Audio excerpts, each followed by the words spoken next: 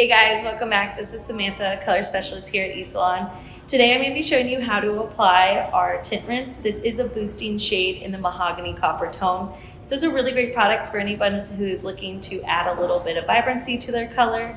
Also a really great product for any of our redheads that are looking to add a little bit of shine or pigment back into their hair in between color applications. I'm going to go ahead and show you how to apply it. So we're going to go ahead and apply this color right onto the hair.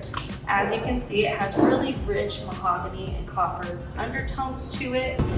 So what you're gonna see with this color is a lot of nice, rich red undertone and some of that copper too. So if you are a redhead, you can imagine when the color does start naturally fade. This is a really great product to use in between because it's just gonna pick that vibrancy back up and kind of get you back to where you were once you colored your hair. So here we have the results from our tint rinse. This is the Mahogany Copper Booster. So as you can see here, if you look closely, this is the before and then this is the after. We went ahead and we applied the tint rinse on the mid-lengths to the ends of the hair. And as you can see, if you did have some faded ends, it added a lot of that rich mahogany and copper tone to the color.